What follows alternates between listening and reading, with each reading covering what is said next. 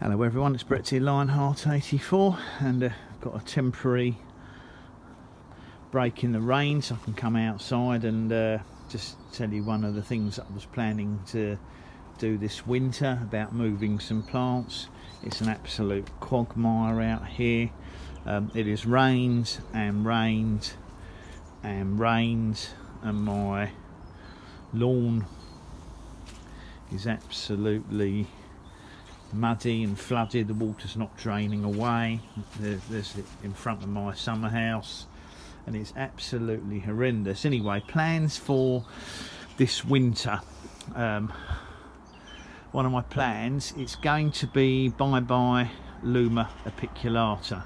I can now put my hands up and say that planting it in this raised bed was a serious error of judgment.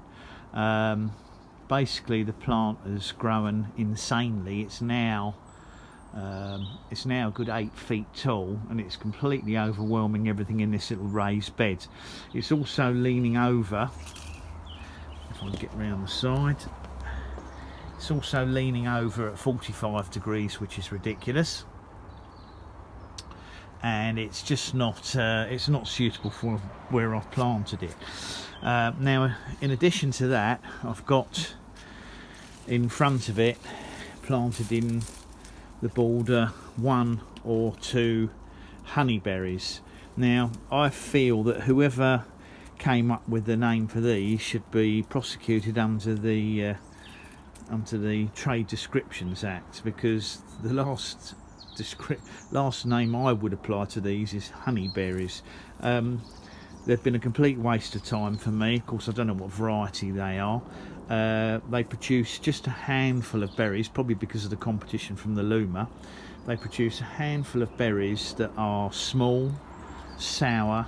There's nothing honey-like or sweet-like about them at all. In fact, if someone told me that eating them every day would extend your life by 5 years, I think I'd probably rather go 5 years sooner, because they are absolutely shocking. Now what I'm planning to do with these plants, now the other reason for the Luma going is it was covered, had a wonderful floral display this year. It was absolutely covered in hundreds and hundreds of flowers. In fact, I'm looking up here now and I can even see some now at the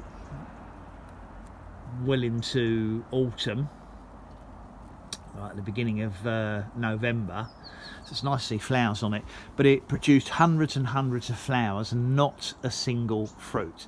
Now that could be climate related. It's certainly not due to the maturity of the tree, because it's a good size now.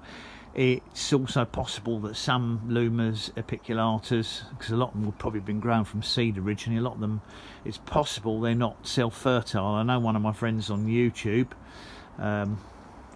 it's a tropical at 52 degrees north, has tasted one, and I think out of a load of flowers he had 1 fruit, and as I expected, they're dreadful. I have heard, although they're edible, I have heard lots of sources saying that they're not worth eating, they're just worth growing for the fun of having them, and of course they're perfect. I always describe them as bush tucker.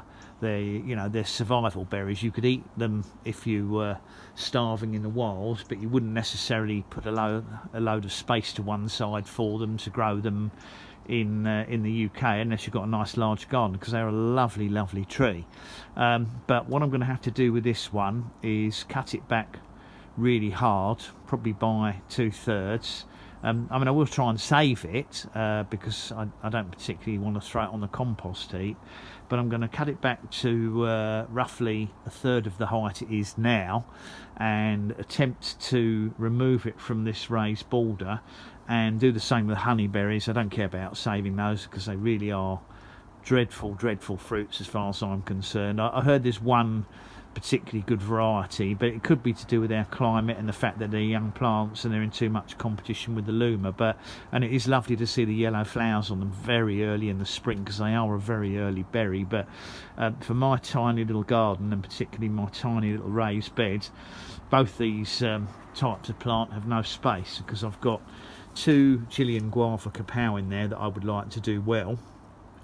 And I believe on that corner I'd be much better off putting one of my pot growing pineapple guavas or feijoas into the border. One of my main ones, perhaps a Nikita.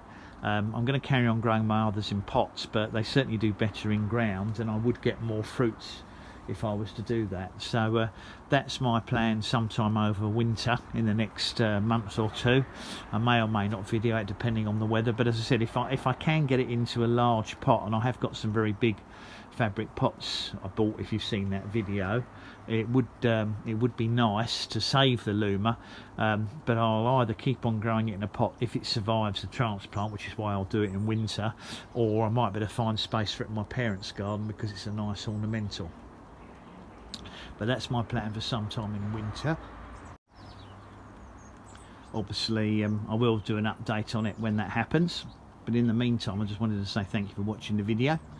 Welcome to give me a thumbs up, welcome to share it, just in case you think anybody needs a heads up about where they shouldn't be planting their Luma Apiculata. Please subscribe to my channel, of course, and remember to click on the bell if you like updates on new videos as they come out. I will catch up with you all soon. Brett out for now.